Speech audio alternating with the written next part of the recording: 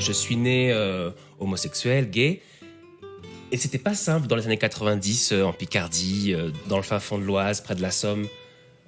Grandir dans cet environnement, dans un environnement assez macho, un papa agriculteur, assez super gentil, super sympa, mais tu sais, un peu brut de décoffrage. Et je me suis jamais vraiment senti à ma place. Je voulais toujours sortir de mon village. C'était toujours, tu sais, une sorte de fuite en avant pour toujours essayer de te fondre dans la masse et ne plus être le petit garçon efféminé du village.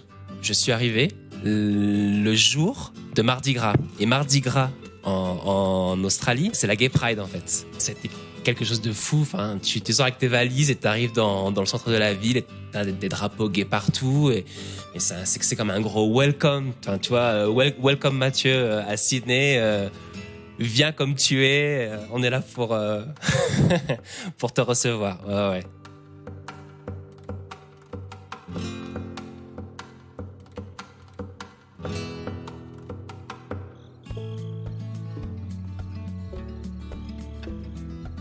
Mathieu a grandi dans le nord de la France, en Picardie, comme il l'appelle. Fils d'agriculteur vivant dans une famille aimante, si Mathieu qualifie son enfance d'heureuse, il a aussi rapidement eu l'intuition de ne pas être à sa place et que sa vie l'attendait ailleurs. Rêvant initialement de s'installer à Paris, c'est finalement le jour de la Marche des Fiertés australienne qu'il s'installe à Sydney, en Australie. Une véritable révélation, une prise de conscience. Ici, Mathieu se sent libre, enfin. Libre d'être lui et d'aimer celui qui fera battre son cœur sans se soucier des autres. Sauf que Gerardo, le jeune étudiant mexicain qui s'empare littéralement de son cœur, ne se plaît pas en Australie. Alors, nationalité en poche, Mathieu fait de nouveau le pari d'abandonner son Australie adorée afin de suivre son désormais mari pour s'installer dans un nouveau pays, le Mexique. Un épisode empreint de liberté et de détermination. Ah oui, moi c'est Anne-Fleur Andrely et vous écoutez French Expat, un podcast French Morning.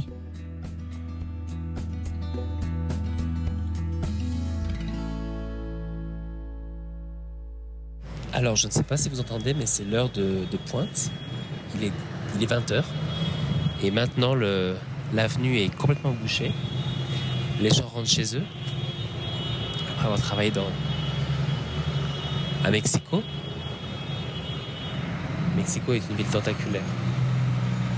Et très mal desservi par les transports publics. Il faut dire aussi que Mexico se trouve à plus de 2000 mètres d'altitude, 2200 mètres d'altitude. Et c'est assez difficile en fait de construire des transports type métro. La ville de Mexico est aussi construite sur un lac qui a été asséché par l'homme. Donc le terrain est assez movible. Et la ville s'enfonce d'à peu près entre 10 et 15 cm par an, je crois. Donc voilà pour l'info sympa.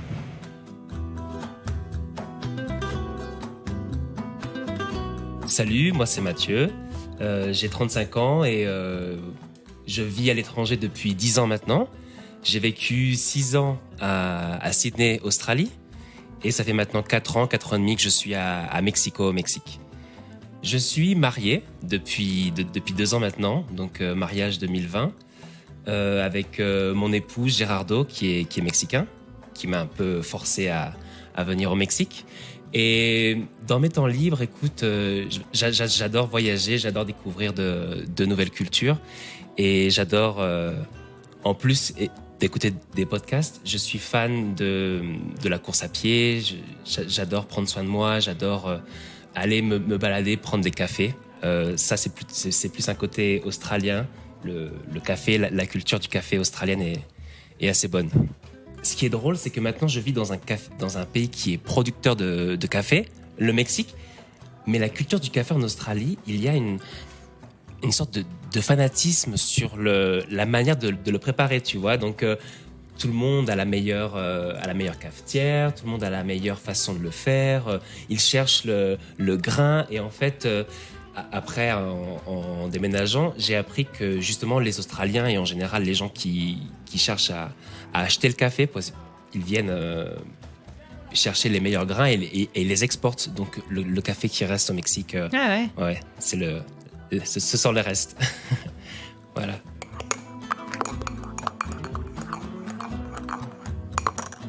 Je suis picard, donc la Picardie pour les plus jeunes d'entre nous, c'est cette région qui maintenant s'appelle les Hauts-de-France. Ça n'existe plus. Ouais, donc pour moi c'est toujours la Picardie dans l'Oise. Mais donc petit gamin de Picardie, papa agriculteur, maman nounou, assistante maternelle. Un petit village de 2000 âmes. Les petits villages français qui font rêver quand on est parti. Qui font pas trop rêver en fait. Ce qui est drôle, c'est qu'on appelle la Picardie la pluie-cardie pour le temps qu'il fait. C'est une partie qui a été assez détruite durant les deux guerres, bon, principalement durant la Première Guerre mondiale. Donc ce sont des villages qui ont été reconstruits assez gris, assez en briques rouges. Et je sais pas, j'ai une vision de mon enfance assez joyeuse, mais grise, avec toujours des envies de toujours plus, en fait. Je suis né homosexuel, gay, et c'était pas simple dans les années 90, en Picardie, dans le fin fond de l'Oise, près de la Somme, grandir dans cet environnement, dans un environnement assez macho, un papa agriculteur, assez... super gentil, super sympa, mais tu sais, un peu brut de décoffrage. Et donc, du coup, je me suis toujours pas senti à ma place. Je me suis jamais vraiment senti à ma place. Je voulais toujours sortir de mon village pour ensuite aller à la ville où il avait mon lycée. Après, c'était à Amiens, la capitale de la Picardie. Ensuite, c'était toujours, tu sais, une sorte de fuite en avant pour toujours essayer de te sentir, de te fondre un peu et de te fondre dans la masse et ne plus être le petit garçon efféminé du village. Ouais, tu voulais plus être l'exception. Non, je veux plus être l'exception. Je voulais vraiment être avec mes pairs, en fait. J'avais un rêve, c'était d'aller à Paris. Ça, c'était mon rêve quand j'étais petit, toujours. Je disais, non, mais c'est pas possible, je suis pas né pour être ici, en fait. Je voulais aller à Paris. Et après, au fur et à mesure, ça s'est un peu élargi. C'est à côté, mais ça semble tellement loin. Enfin, les distances, quand t'as moins de 18 ans et que t'as pas le permis de conduire, t'as un père qui lui, ou une mère qui a un rayon de 5-10 km autour de la maison.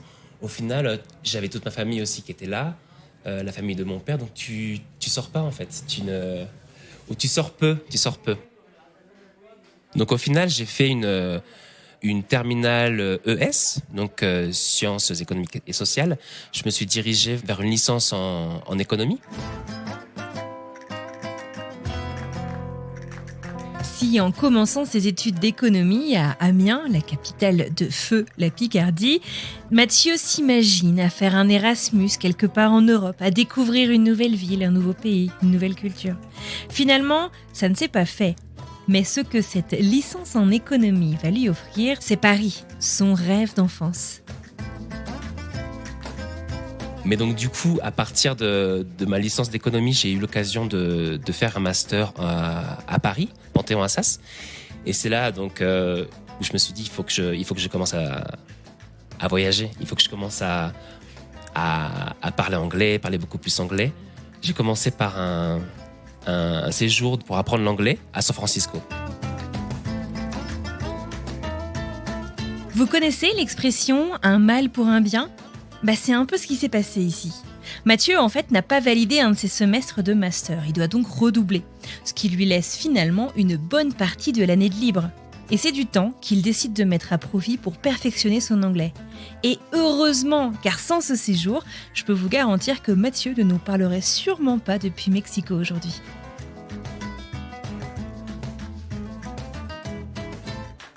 Mon redoublement, en fait, m'a permis de me dégager un semestre et j'en ai profité pour partir à San Francisco. Sur le moment, tu penses que tu rates quelque chose. Tu te dis, ah mince, je rate mes études, ma vie, mon côté pro. Mais au final, ça te permet de faire d'autres choses, non ? Et dans mon cas, de partir étudier l'anglais à San Francisco. C'était fait pour moi, c'était ce que j'attendais depuis tout petit. J'ai pas eu peur de partir. Je partais aussi dans un cadre assez bien organisé, où j'avais ma famille d'accueil qui allait me recevoir, l'école qui était prévue le mardi matin, je me rappelle. Et une fois arrivé, j'ai eu l'impression d'arriver dans les films et les séries que je voyais depuis tout petit. En fait, tu sais, t'as l'impression de te plonger dans le petit écran et de découvrir un monde que t'as l'impression de connaître, mais qu'en fait tu connais pas. La première image que j'ai en arrivant, en sortant de l'aéroport, c'est quand tu sors de l'aéroport et tu es sur l'autoroute et tu commences à voir la skyline, la vue de San Francisco au loin, et tu te dis, ah, ça y est, ça c'est les États-Unis. J'y suis. À partir de là, en fait, j'ai eu la sensation aussi, après quelques jours, d'être chez moi, de me sentir chez moi. Ah ouais. Et aussi cette sensation d'être étranger, donc de savoir que tu comprends la langue, mais que tu la parles pas aussi bien que quelqu'un qui est natif du pays. Cette sensation d'être différent et d'être regardé comme cette chose intéressante qui vient aussi d'un autre monde, tu vois. Et cette sensation-là où les gens t'arrêtent et te disent « Ah, mais ton accent, attends, ça vient d'où ?» alors que c'est peut-être la personne du Starbucks ou la personne de Abercrombie & Fitch, parce qu'à l'époque, en 2010, c'était... Ah bah oui, il y avait que ça. Exactement. Et que tout le monde te parle « Ah, comment ça va ? Ah, non, mais attends, ton accent, ça vient d'où ? » Et tu vois, on te pose des questions et t'as cette sensation d'être intéressant sans avoir rien fait. En fait, tu apportes juste toi avec tous tes bagages, avec ton histoire, avec ta culture, et ça intéresse quelqu'un d'autre. Et en fait, cette sensation d'abord de la ville, d'être très accueillante, très jolie, et de te sentir chez toi, et en plus d'être étranger dans cette ville, et d'être intéressant par ce fait, juste là, d'être étranger, je me suis dit, non, c'est ça en fait. C'est ça. C'est pour moi.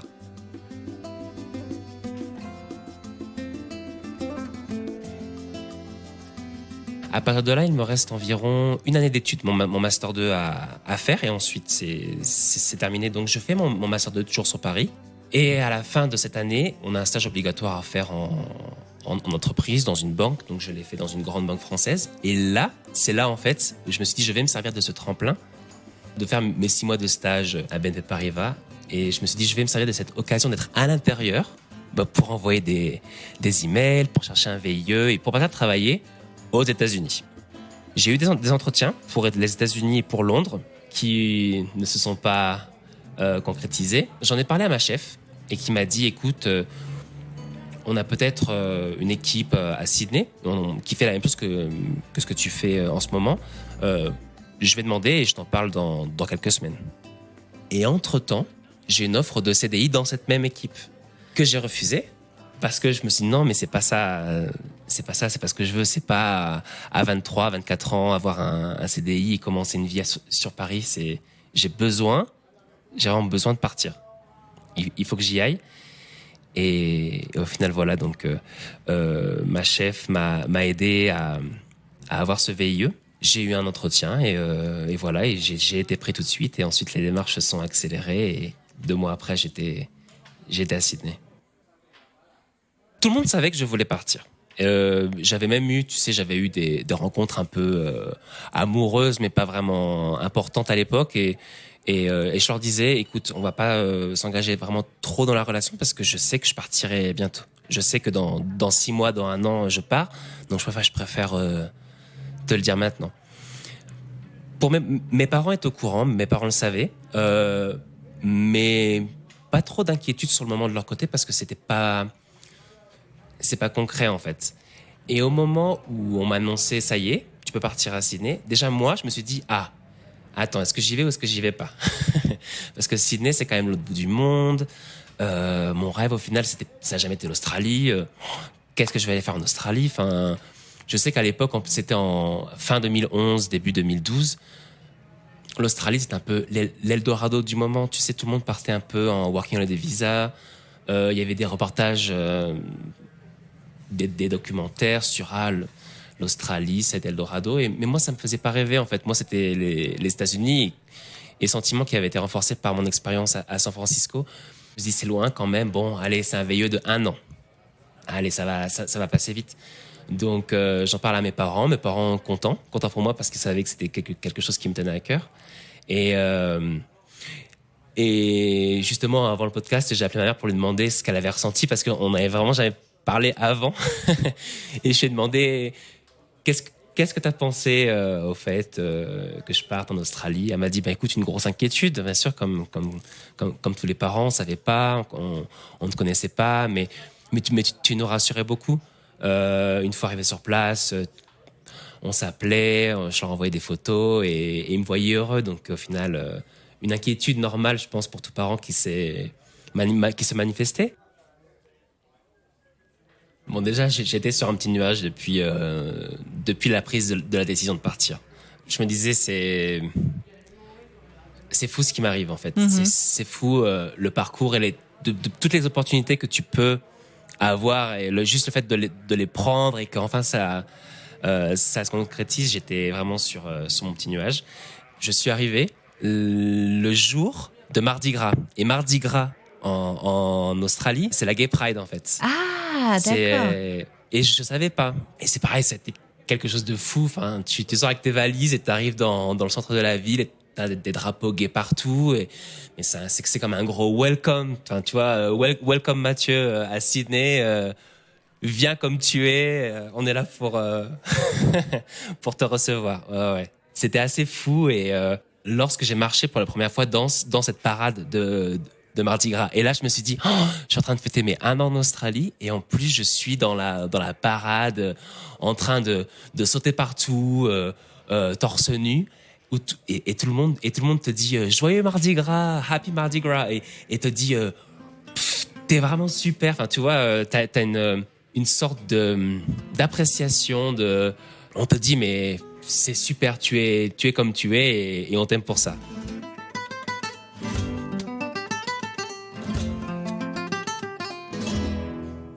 Au final, vous vous en êtes bien rendu compte si vous avez prêté attention à ce que nous raconte Mathieu. Aujourd'hui, il ne nous parle pas d'Australie, mais du Mexique, de la ville de Mexico City justement. Lui qui était parti juste pour une petite année, voire 2, il est finalement resté 6 ans en Australie. Et comment est-il arrivé du côté du Mexique ? Comme souvent, tout tient en fait à une rencontre. La rencontre.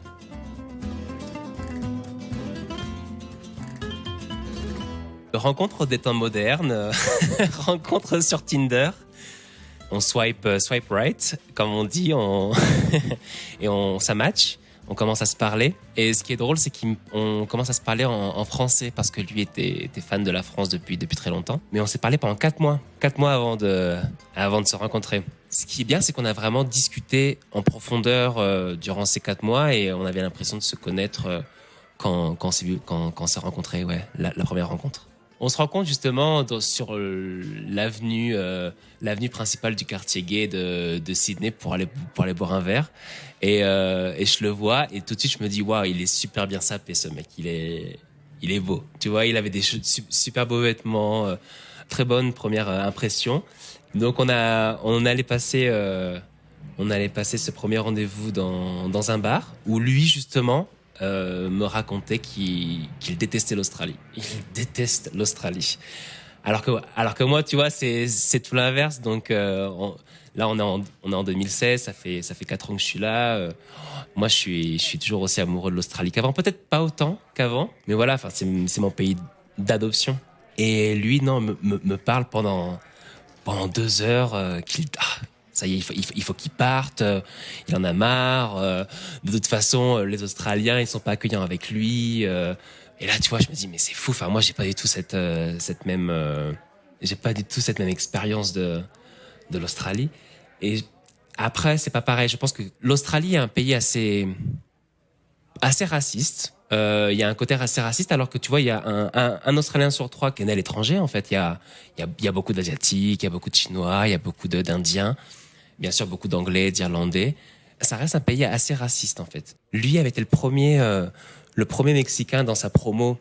En fait, le premier étranger à faire NIDA, qui est l'école d'art à Sydney, en Australie. Et du coup, comme il avait subi du bullying, tu vois, donc c'est pour ça, lui, il avait une expérience un peu différente. Voilà, donc on parle de ça, on n'accroche pas sur l'Australie, Mais sur tout le reste. Donc, du coup, lui, sur son amour de la France, parle en français.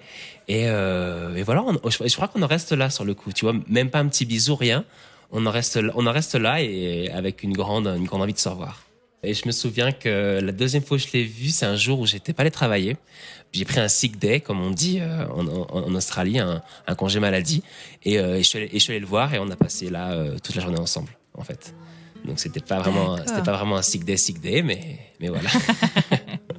Ça c'était la fois où on s'est mis ensemble. Ouais, on s'est vraiment mis ensemble.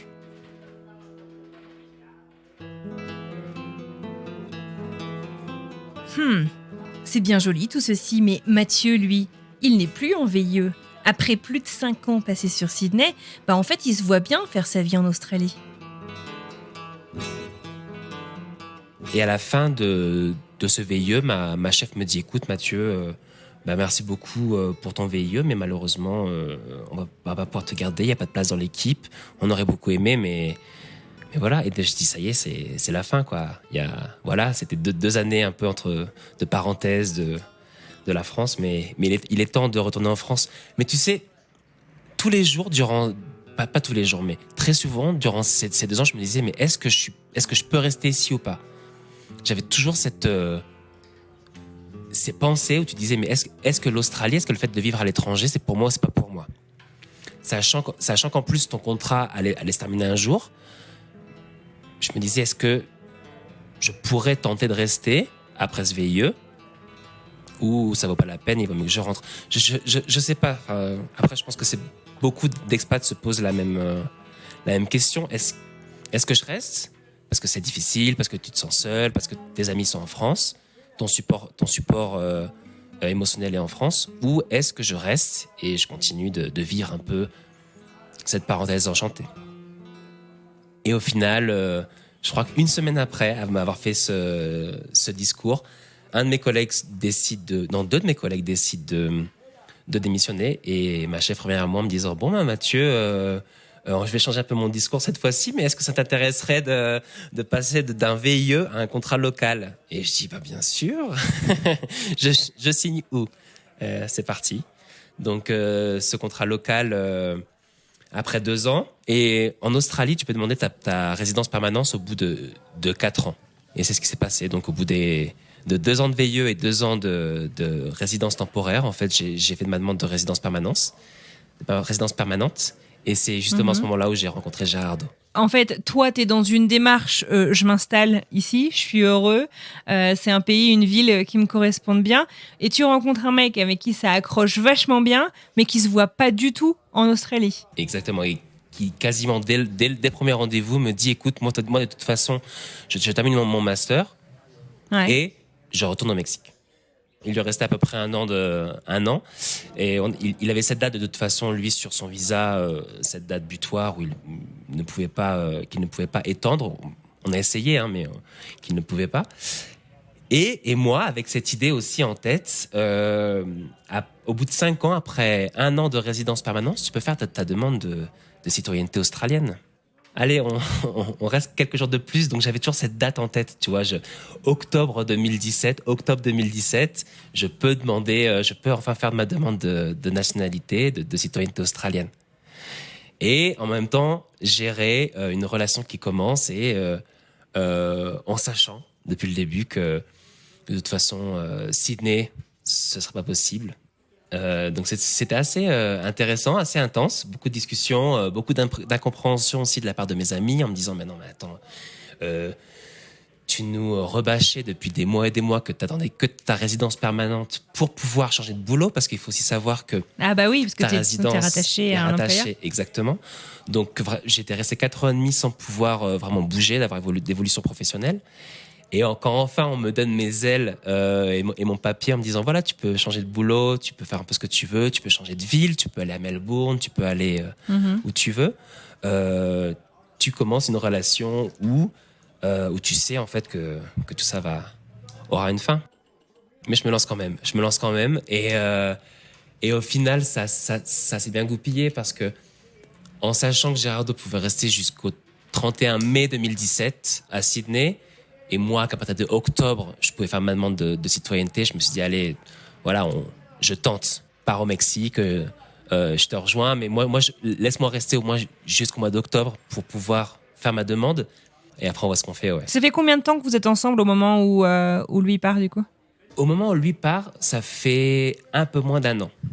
Un tout petit peu moins d'un an. Donc vous êtes plutôt sûr de vous, quand même. On est plutôt sûr de nous, ouais. Ça, tu vois, ça fait à peu près 9-10 mois qu'on est ensemble. On se dit au moins, on va tenter. Sauf que moi, ça me dérange pas de tenter. Je l'ai déjà fait dans ma vie. Mais je préfère tenter en ayant une sorte de filet de sauvetage. Ou, tu vois, ces filets que l'on installe dans les cirques qui peuvent te réceptionner si jamais tu fais une chute. Et moi, c'était la citoyenneté australienne, en fait. Tous mes amis, mes parents me disaient, écoute, ça fait 5 ans que tu es en Australie. Voilà. Gerardo pourra attendre quand même quelques mois si vraiment il t'aime, donc reste. Et donc, je suis resté et on commence cette relation à distance qui, au final, durera 6 mois. Est-ce que vous vivez la distance de la même manière, tous les deux aussi ? Je pense qu'on la vit pas de la même manière parce que lui part et moi je reste dans notre vie en fait, dans ce qu'on a construit. Donc moi au final, c'est un peu mon quotidien, ma routine, je continue d'aller au même travail. Pour moi, lui il part vers l'inconnu. Donc c'est quelque chose que je ne connais pas, qui m'inquiète pas tellement parce qu'il retourne chez sa famille, avec ses amis. Et on avait quand même prévu de se voir un mois après, au mois de juillet en France. Et au mois de septembre, au Mexique, pour quand même que lui rencontre ma famille, que moi je rencontre sa famille et que je jette un œil un petit peu sur Mexico et son pays avant de démissionner. Et hasard de la vie, j'arrive le lendemain d'un terrible tremblement de terre qui s'est passé le 19 septembre 2017. Moi, je suis arrivé le 20 et qui a fait des centaines de morts, qui a détruit de nombreux bâtiments. Et j'arrive dans un Mexico assez ravagé, en fait. Mais j'étais témoin d'une solidarité, d'une entraide entre tous les Mexicains, entre toutes les communautés. J'avais jamais connu ça. Et ça m'a encore plus convaincu de venir, en fait. Tu vois, enfin, c'était super impressionnant. Ça faisait peur. Donc, tu te dis, tu pars de Sydney, un pays plat, où il n'y a pas de tremblement de terre, à la côte ouest, un petit peu du continent américain, où tout le monde sait que, voilà, les tremblements de terre, ça peut être un danger, en fait, de ton installation. Mais au-delà de ça, j'ai été séduit, en fait, par tout, par la ville, par le pays, par les plages, par sa famille aussi. Donc voilà. Donc en rentrant du Mexique, après des adieux déchirants, c'est là où j'ai vraiment pris la décision que ouais, on allait se lancer. Il était temps. Après 5 ans à Sydney, en Australie, qui est une ville de rêve, mais tu sais, le rêve, des fois, ça peut rester un peu superficiel. C'est une culture très anglo-saxonne, donc très différente de notre culture française. Et même si ce sont les gens les plus adorables du monde, ce sont tes meilleurs amis en moins de 2 secondes, au final, tu crées pas des relations des fois assez fortes, assez intenses. Et l'Australie, c'est la plage, c'est faire du sport, mais voilà, ça va pas plus loin que ça. C'était assez difficile de s'intégrer et aussi de s'épanouir vraiment dans la société australienne. Ça reste une société assez anglo-saxonne et assez superficielle, je trouve, au final, en comparaison à la France et maintenant au Mexique. On est toujours fin 2017. Fin octobre, en fait, là, je lance ma procédure de naturalisation australienne. Et 2 semaines plus tard, je prends mon billet pour le Mexique. On prépare ça depuis le moment où... À partir du moment où j'achète le billet d'avion, par commencer à prendre quelques cours d'espagnol. Moi, j'ai fait allemand LV2, anglais LV1, donc tu vois, pour moi, l'espagnol, je ne m'y étais pas intéressé, on va dire. Et là, obligation de quand même savoir dire 3 mots. Donc on commence à prendre des cours, on actualise un petit peu le CV, Gerardo m'aide. Et voilà, je commence à chercher. Du travail depuis l'Australie, mais bon, comme on sait tous, c'est jamais facile de chercher du travail depuis l'étranger. Et la date aussi du départ arrive très rapidement. Appuyons sur pause juste un instant. Au début de cet épisode, Mathieu nous a raconté avoir quitté sa Picardie natale afin d'être pleinement lui-même. Une première révélation à Paris, en France, puis à Sydney, en Australie, où il aime, que dis-je, il adore sa vie. Alors si la culture mexicaine est forte et tournée autour de la famille, elle est aussi souvent qualifiée d'un peu macho. Est-ce que c'est quelque chose dont Mathieu avait conscience avant de quitter l'Australie ? Est-ce que ça l'a effrayé ? Est-ce qu'il en a parlé avec Gerardo ? C'est une question bien sûr que je me suis posée, c'est une question qu'on a discuté avec Gerardo et lui a pu répondre à tous mes doutes. Et en fait, le Mexique, oui, la culture mexicaine est une culture assez machiste, assez macho, très catholique. Le Mexique est un des pays les plus catholiques au monde. Qui dit catholique dit un papa, une maman, un mariage hétérosexuel. Et en fait, la ville de Mexico a autorisé le mariage homosexuel, par exemple, depuis 2009. Donc c'est en fait une entité au sein de la fédération mexicaine assez ouverte. Ici, tu vois en général, les Mexicains en général sont assez démonstratifs au niveau des émotions, ils se touchent assez souvent, ils s'embrassent dans la rue assez facilement, et que ce soit des couples hétérosexuels ou homosexuels. C'est pas choquant de le voir ici à Mexico. Après, c'est pas la même chose. C'est pareil comme dans tous les pays quand tu t'éloignes un petit peu de la ville. Là, et je crois que Mexico est vraiment la seule grande ville où c'est aussi accepté, parce que par exemple, tu as d'autres grandes villes comme Monterrey, qui est plus dans le nord, qui a une culture assez gringo, assez américaine, mais là où tout le monde se cache, par exemple, tu vois, c'est pas autant accepté. Donc, la ville de Mexico est une ville assez ouverte et accueillante à ce niveau-là. Et c'est vraiment à travers les yeux de Gerardo, au début de la relation, lorsqu'on était en Australie, que j'ai appris à connaître sa culture. Parce que Gerardo, c'est quelqu'un de super généreux, et en fait, je crois qu'il a vraiment voulu m'aider à m'insérer déjà dans la culture mexicaine depuis l'Australie. Donc même si moi j'étais vraiment bien dans ma vie en Australie, il a réussi en fait, à travers ses yeux, à travers tous ses partages, il a réussi à progressivement à m'emmener avec lui en fait. Il a vraiment réussi ça. Et lorsque je suis arrivé, cet amour que j'avais commencé à développer s'est vraiment concrétisé. Je suis tombé amoureux de tout ici.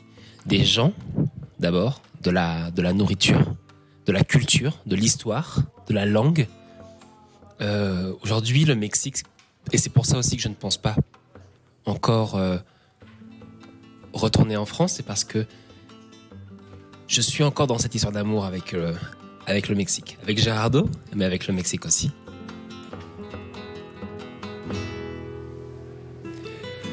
Petit souvenir qui m'est revenu, quand j'étais en seconde générale, il faut te spécialiser pour la première et la terminale. Tu as le choix entre tu avais le choix entre l'option littéraire, scientifique ou sciences économiques.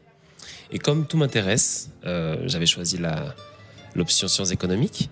Et je me rappelle, ma mère, à l'époque, m'avait ramené les hors-séries du magazine L'Étudiant, les hors-séries spéciales métiers, et spécialement sur ceux de la banque finance et les métiers des langues.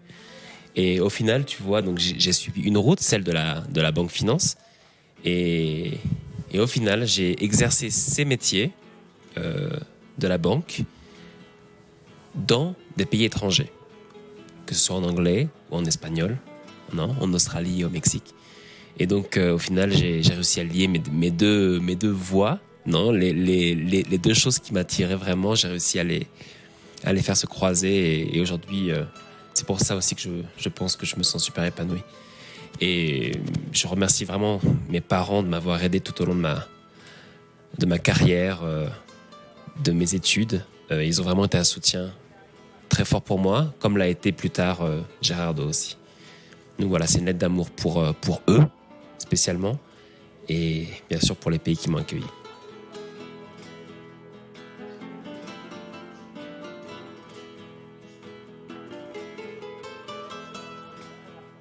Moi, j'ai vécu le mariage pour tous depuis l'Australie, non, en 2013. Où, bon, c'est assez drôle de voir tout ça, non. C'est déchirement entre les Français. L'Australie, il s'est passé exactement la même chose qu'en France. Et l'Australie a autorisé le mariage homosexuel seulement depuis fin 2017. Donc en fait, une des dernières activités que j'ai faites avec mes amis australiens est justement d'aller marcher dans la rue. Je crois que c'était en novembre ou en décembre 2017, juste avant mon départ, juste avant que je parte, où au niveau fédéral, le mariage a été autorisé. Donc tu vois, après le Mexique, après la ville de Mexico.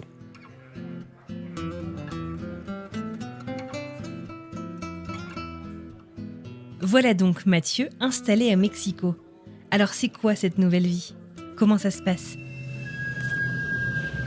Je ne sais pas si vous entendez ce sifflet dans la rue, mais en fait c'est le vendeur de camoté, de patates douces, qui a une sorte de petite carriole et qui passe dans les rues. Et en fait, comme il fait chauffer les patates douces dans une sorte de petite cheminée ambulante, ça fait ce bruit super fort. La chose bien avec Gérardo, c'est que c'est une personne qui me pousse beaucoup, qui me dit, écoute, maintenant que on est au Mexique, on va arrêter de parler en français, je vais te parler en espagnol, et voilà, tu vas partir, ton CV en main, et tu vas aller faire tes démarches, non? Je vais pas t'accompagner à l'immigration, je te laisse gérer les choses, et vas-y, quoi. Donc de ce côté-là, j'ai toujours eu son soutien, tu sais, mais avec une petite pousse en me disant fais-le toi. Là, tu vois, on va au restaurant, toi demande. Il faut pas que je sois ton support tout le temps. Il faut pas que je sois ta canne. Il faut que toi tu puisses te débrouiller tout seul si tu vas être si vraiment tu veux trouver du travail, tu veux pouvoir parler espagnol rapidement. Enfin, il faut y aller, quoi. Parce que aussi, quand on parle anglais, on a l'impression que tout le monde parle anglais partout, en fait, mais c'est pas vrai. Enfin, ici à Mexico, personne. Ben non. Dans les lieux touristiques, si les gens parlent anglais, bien sûr, mais pas partout. Tous les Mexicains ne parlent pas anglais. Et je pense que c'est une bonne chose aussi, tu vois. Enfin, moi, comme bon français, j'apprécie quand un étranger te dit bonjour avant de te dire excuse-moi, je parle pas français. C'est pareil ici, il faut essayer avec 3 mots d'espagnol de dire bonjour, excuse-moi, je parle pas espagnol. Est-ce qu'on peut switcher à l'anglais? Donc un Gerardo qui me soutient, qui m'aide beaucoup, qui m'apporte un réseau familial, un réseau aussi de personnes qu'il connaît via son université, qui, tu vois, il m'apporte quand même beaucoup de choses. Mais de mon côté, il faut que je connaisse la ville, une ville magnifique, chargée de couleurs, d'odeurs, de sons aussi. De klaxon. De klaxon, de musique qui te réveille à 7 heures du matin. Il y a un petit pick-up qui passe tout le temps et qui dit je t'achète ton matelas, ton réfrigérateur, machin. Et c'est une voix comme ça, préenregistrée et qui passe partout dans la ville tout le temps. Donc c'est horrible. Et donc, mais c'est comme tout, tu t'y fais en fait. Au début, le premier jour ou les premiers jours, tu te dis mais c'est quoi, enfin, ce son, ou les voisins qui mettent la musique à fond. Enfin, tu changes vraiment de culture, de lieu, et c'est bien de découvrir ça. Les premiers jours ont vraiment été découvertes, autant au niveau de la ville, de l'espagnol, des relations ici de Gerardo, et ça s'est bien passé. Ça s'est bien passé. Tu te sens pas comme sauter au-dessus d'un ravin, au-dessus du vide. Enfin, tu vois, t'es toujours soutenu un petit peu, où t'as toujours une porte de sortie. Et ça, c'est vraiment quelque chose qui est important et qu'il faut dire aux gens. Enfin, il faut pas avoir peur de faire quelque chose, soit par amour, soit par envie professionnelle, par passion, parce que même si tu te ramasses, même si tu tombes, t'as toujours, tu peux retourner je sais pas, peut-être tu peux pas, t'as toujours quelqu'un pour te rattraper, ou t'as toujours un pays qui sera là pour te réconforter.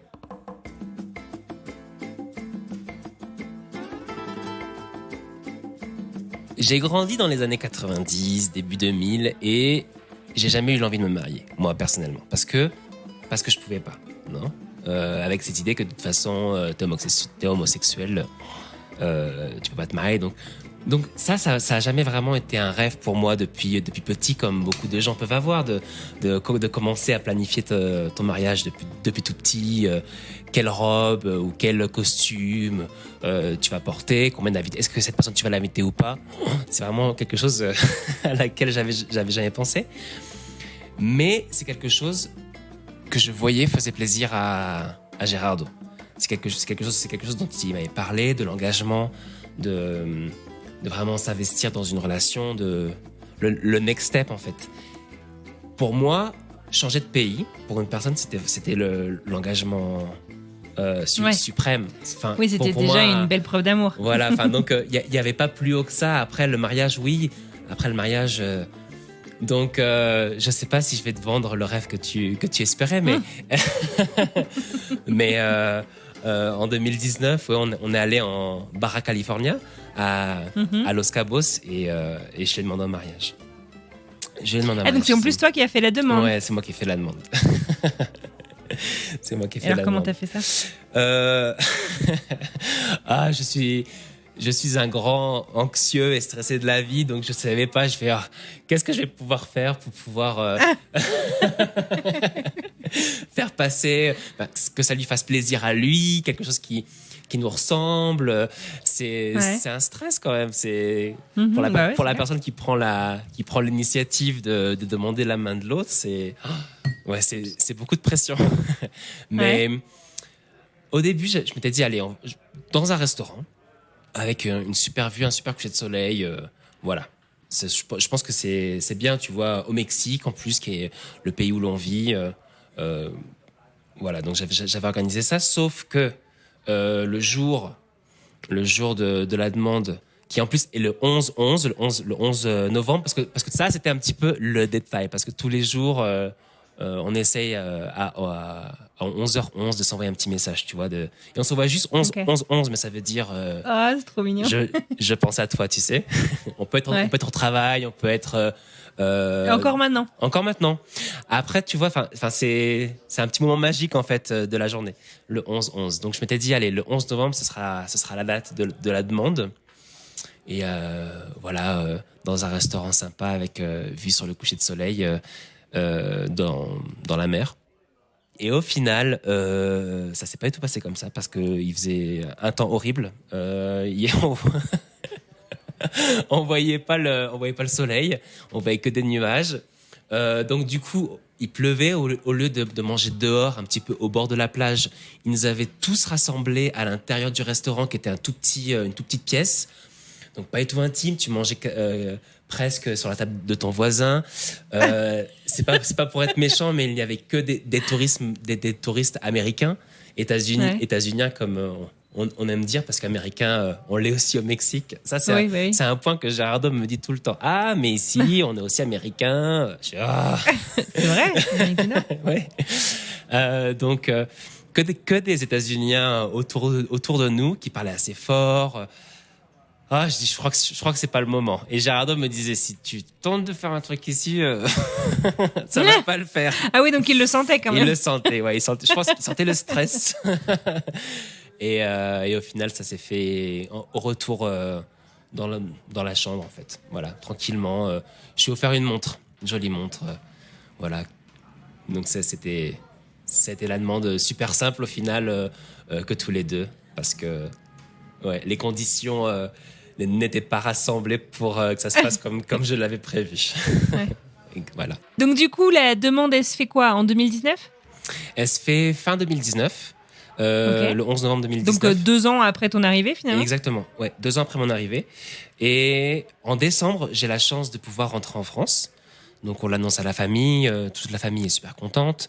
Moi, j'avais déjà une date en tête. C'était le 18 avril 2020. Pas parce que le 18 avril, mais parce que ma mère est en vacances cette semaine-là et elle pouvait venir au Mexique. Donc j'en ai déjà parlé à mes parents, à ma mère. Ma mère me dit on peut venir cette semaine-là. Et je dis ok, bon, ce sera cette semaine-là. On va organiser un petit mariage.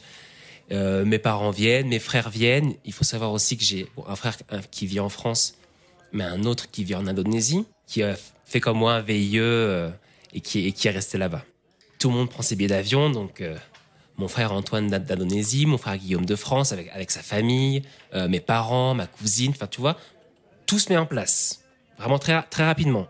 Au mois de janvier 2020, je commence les démarches administratives pour que tout soit prêt en avril 2020 et bon, comme on le sait tous, le 13 ou le 16 mars, tout ferme. Et le mariage tombe à l'eau. Je parle à la juge qui allait nous marier. Elle me dit, écoute, là, on va fermer. Vraiment, l'administratif, si tout a été fermé durant vraiment des mois et des mois, c'était assez compliqué de faire ton dossier parce que traduction, parce que les documents français sont valables seulement 3 mois. Si on ne le fait pas maintenant, c'est maintenant ou jamais, en gros. Ça, c'était le lundi ou le mardi. Ils me disent on ferme le vendredi soir. Donc, on te laisse mercredi, jeudi ou vendredi pour venir. Et on a dit ok, on y va vendredi. Mais peut seulement être en petit comité, donc seulement vous deux. Et alors donc du coup ça se passe comment alors? Super à l'arrache. Finalement c'est que 1 mois avant le D-Day prévu quoi. Ouais, seulement 1 mois avant, mais à l'arrache quand même parce que on l'a fait. Moi, je travaillais ce jour-là. En plus, je travaillais depuis chez moi puisque on avait été renvoyé en télétravail déjà.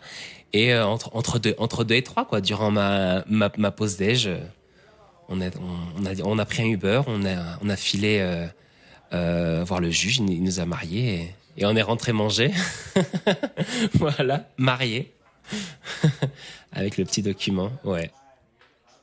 Mais c'était bien, le soir même, on s'est fait un resto, un de nos restos préférés ici et les restaurateurs, le chef est sorti pour nous dire qu'ils allaient fermer aussi, qu'ils ne savaient pas quand ils allaient rouvrir, donc c'était... On avait l'impression de se dire allez, ça au moins c'est fait. Maintenant, on sait qu'on va rester enfermé durant plusieurs semaines et on sera mariés. On va voir si on va pouvoir résister au confinement, à la quarantaine.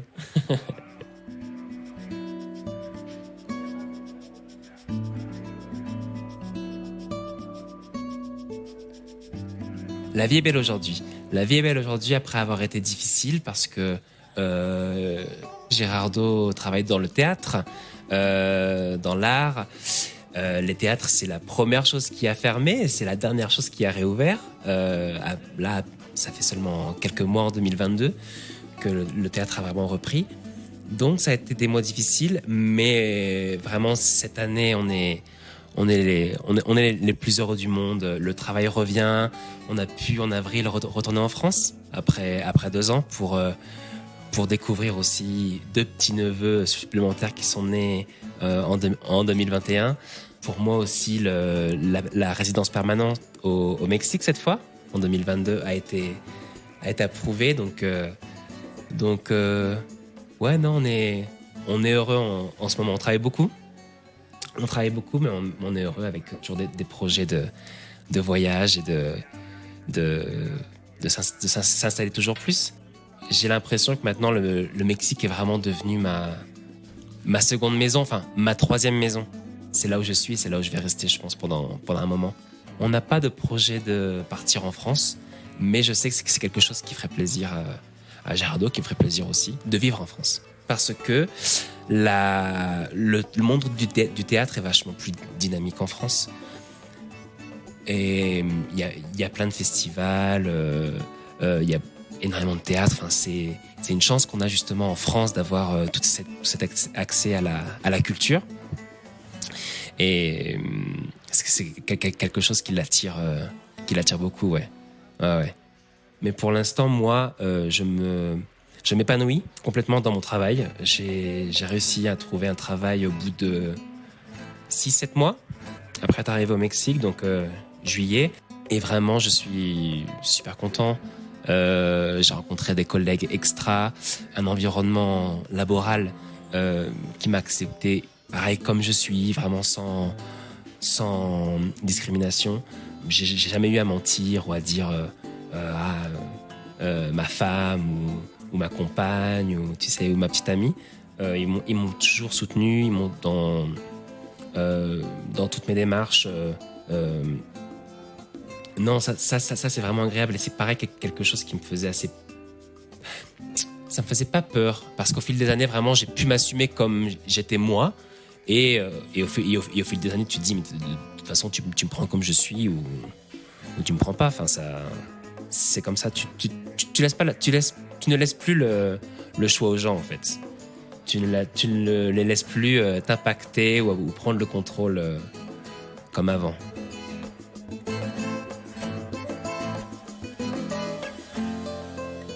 Au final, c'est un long chemin qui a amené Mathieu à Mexico et qui l'a mené à partager la vie de Gerardo.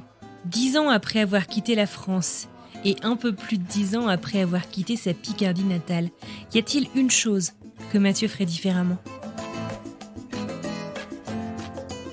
J'ai l'impression que tout arrive pour une raison. Même les décisions que je pensais avoir prises qui n'étaient pas les meilleures ou les plus optimales dans mon esprit d'économiste, par exemple, d'aller dans les meilleures écoles, les meilleures prépas, au final, d'avoir fait les écoles, les universités où je suis allé, m'ont mené où je suis aujourd'hui.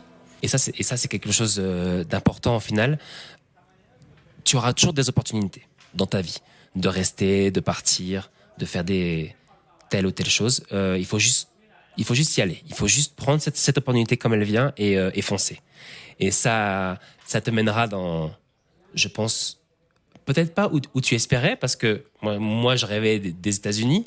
Et au final, je suis pas très loin. Enfin, je suis à à 2 heures d'avion du Texas. Donc, il faut y aller. Il faut y aller. Il faut pas avoir de regrets. Il faut essayer. Et comme conseil, je donnerais juste d'avoir peut-être plus confiance en toi. Mais ça, c'est quelque chose qui vient aussi avec l'âge, je pense, et l'expérience. Donc, c'est difficile de dire à quelqu'un, aie confiance en toi. Comme ça, non? C'est quelque chose qui vient avec le temps.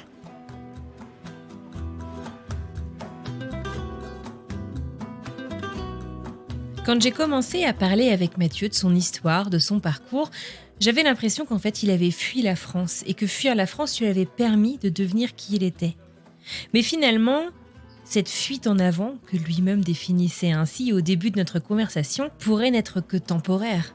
L'impression que j'ai, c'est que Mathieu, il est parti de la France pour se trouver aussi, pour s'affirmer, pour savoir qui il était, et que son parcours de vie, de découverte de lui-même, ne s'arrêtera peut-être pas au Mexique. Je l'avais jamais vu comme ça, mais je pense que c'est exactement ça en fait. Je me sens beaucoup plus armé aujourd'hui, fort, avec beaucoup plus de confiance en moi pour revenir en France. Et c'est une chose assez étrange aussi qui se passe quand tu es à l'étranger, c'est que tu te sens au fil des ans de plus en plus français.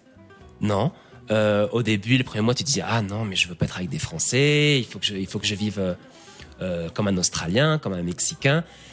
Et finalement, tu es toujours attaché à la France. Tu as toujours une sorte de fil qui te sort du nombril et qui te rattache à ton pays, que ce soit culturellement, que ce soit la langue, que ce soit ta manière d'être. Ouais, et je sens ce lien de plus en plus fort et j'ai envie de connaître mieux mon pays. Mais tu sais, la France aujourd'hui devient aussi un fantasme. Toute la partie négative que tu peux accumuler, que tu peux aussi expérimenter lors de ton adolescence, lors de tes premières années professionnelles en France, tout ça se dissipe avec le temps et tu ne gardes que le bon. ce qui est assez bien, non? Parce que je pourrais te parler de la France, où j'adore partager mon amour de la France avec un étranger, mais j'ai aussi peur le jour où je m'impatrie, je retourne en France. J'aurais peur de la chute, du retour à la réalité. Je pense qu'il faut y aller, c'est pareil. Il faut, le jour où l'on prendra cette décision, si on la prend, il faudra y aller sans trop se poser de questions et foncer, quoi. Comme on l'a fait pour l'Australie, comme on l'a fait pour le Mexique.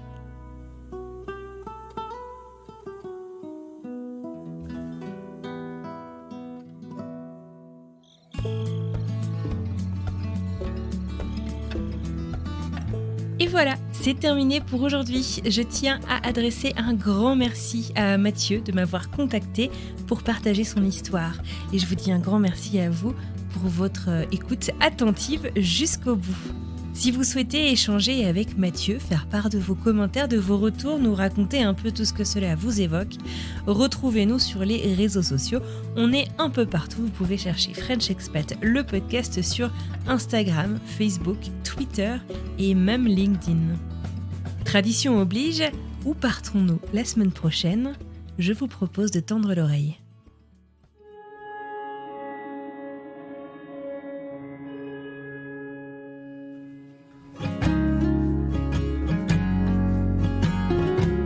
L'état d'esprit des Français et en France était tellement différent de l'état d'esprit ici, en fait, que ça m'a chamboulée. Ici, c'était tu peux tout faire, ouais, voilà. Tu as envie de faire ça, tu peux le faire. Là-bas, c'était mais Delphine, qu'est-ce que tu crois? Tu crois que tu vas trouver un travail? Delphine, tu crois que tu vas trouver une crèche? Delphine, tu crois que tu vas trouver un appartement comme ça? Alors moi, bien sûr, je me disais, bah ouais, avec ma petite vie américaine, bah oui, pourquoi pas. Et c'est vrai que très vite, je me suis rendu compte que c'était pas aussi simple que ça l'était ici. Mais j'avais vraiment du mal à apprécier la vie qu'on avait en France. Donc on était près de la famille, mais j'avais l'impression qu'on avait tout quitté ici. Tous nos amis, tout notre style de vie. Et je me suis dit, en fait, je me vois pas faire ma vie là-bas très longtemps. Donc, très rapidement, on a pris nos billets, on est reparti. Ça me peinait en fait de les voir être loin de leurs grands-parents, de pas connaître leurs cousins, etc. Donc d'une manière, notre communauté française ici, c'est leurs cousins éloignés français qui du coup ne voient pas. Je sais pas, ça me réchauffe le cœur de les voir avec d'autres Français et ouais. C'est un peu la famille loin de la famille en fait.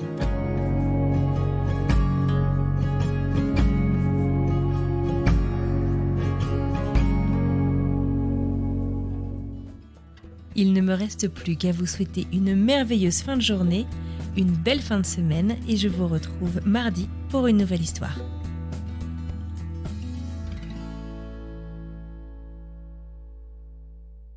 On fait confiance. Exactement, ouais. Donc voilà. Qu'est-ce qui se passe en bas? En bas, en fait, j'ai une grande route, une grande avenue qui passe juste en bas de chez moi et les Mexicains sont très, très peu patients au volant. Donc tout de suite, on entend les klaxons.